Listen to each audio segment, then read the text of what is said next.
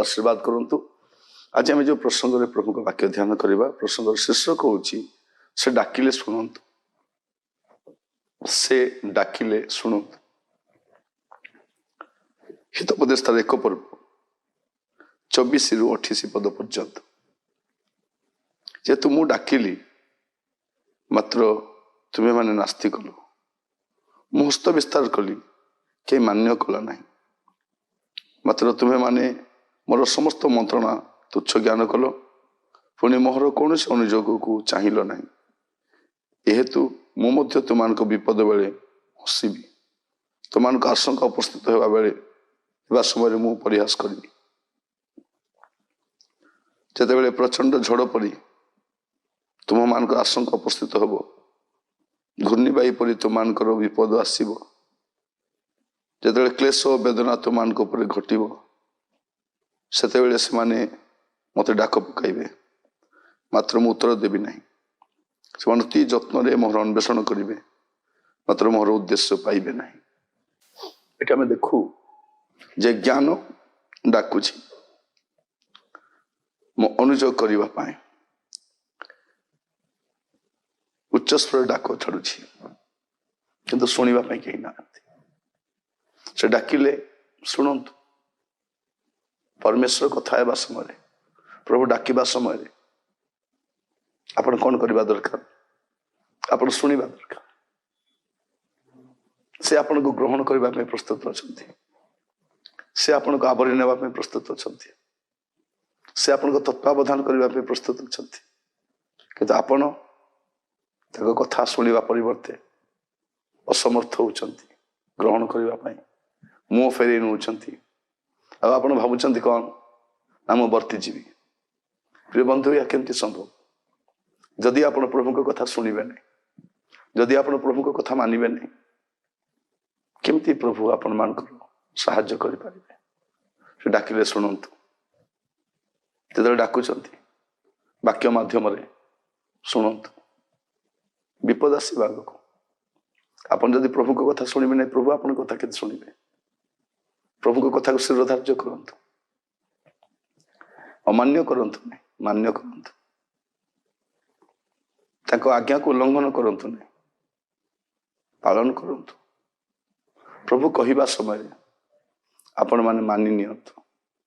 ग्रहण करि नियंतु नास्ति करंतु नहीं न प्रभु जतरा मानुष कथा होचंती ताको वाक्य जरिया कथा होचंती आ कहउचंती पुअरे झियरे मो कथा शुणिनी से समय आप शुणी नियंतु कहीं उपेक्षा करुँच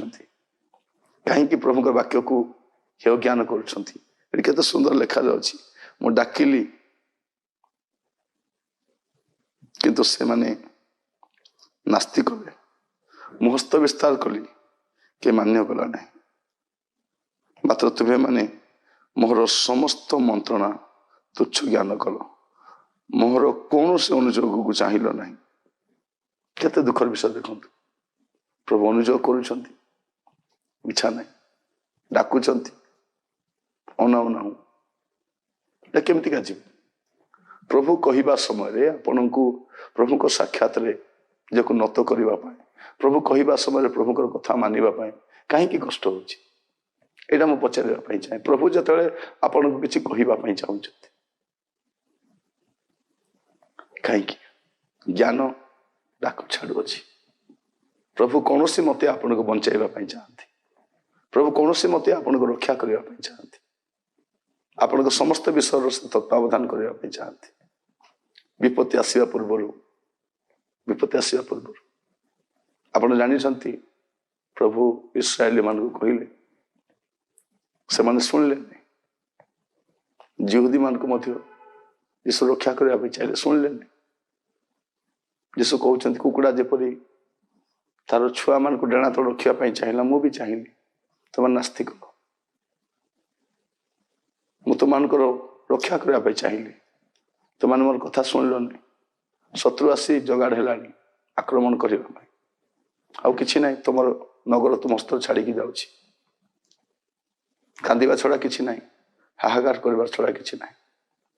प्रिय भाई बहन जो प्रभु वाक्य को उपेक्षा करती प्रभु को वाक्य को तिरस्कार करती, प्रभु को वाक्य को अमान्य करती, समय आसो आपण भी कांदे, आपण भी कांदे कि उत्तर पाइबे। मुझे कहवाई चाहे प्रभु बेल थाउ थाउ समय थाउ थाउ सुजोग देते पुअरे झीरे फेरिया तो बंचब तो जीवन बंचब किंतु आम नास्ती करुचु। प्रिय बंधु मुझे कहवाई चाहे आज बेल थाउ थाउ आम चेष्टा कर प्रभु डाकिबा समय, प्रभु हस्त विस्तार करने समय, प्रभु आत्मा द्वारा कथा समय आम अविवेचनार कार्य करवा नहीं। समय अच्छी बोली भावतु ना, किए जाने समय आगक थी कि नहीं जाना, किए जाने आगामी समय केमती थी आम जान। प्रभु जो डाकुं, प्रभु जो कहते भावतु ना एमती चली सभा समिति चली चर्च चली प्रचार मन आसुवे गोटे गोटे भल भल प्रचार प्रत वर्ष डाकुवा एमती हुए ना। प्रिय समाप्त होगा जाऊँगी समय आसवे लोक मैंने बहुत चित्कार करेंगे, कचाड़ी ही कांदे किंतु किसी काम दब किसी काम दब से